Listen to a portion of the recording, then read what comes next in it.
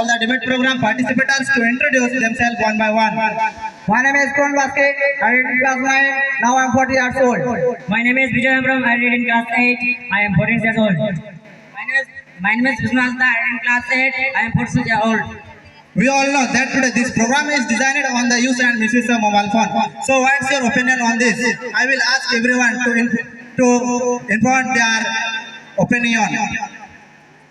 Mobile phone is one of the wonderful invention of science and technology. Excessive use mobile make the increase diseases in the body. Many people, especially students, spend too much time on social media and gaming, which affect their study health and concentration. Mobile হচ্ছে বিজ্ঞানের অন্যতম আবিষ্কার। Phone হচ্ছে সহজ থেকে সহজের মাধ্যম যোগাযোগের। আজকের দিনে আত্মীয় পরিজন, বন্ধু বান্ধব, চিঠি লেখন, উত্তর প্রতীক্ষায় পৌঁছে থাকতে হয় না। তার বিন ক্ষুদ্র মোবাইল যন্ত্রটির মাধ্যমে আমরা মুহূর্তের মধ্যে দেশে বা বিদেশে থাকা মানুষের সাথে যখন খুশি তখন যোগাযোগ করতে পারি। এমনকি আধুনিক বিজ্ঞান প্রযুক্তির যুগের যাবতীয় সুবিধা ভোগ করা যায়। Following you leads to eye strength and sleep disorder.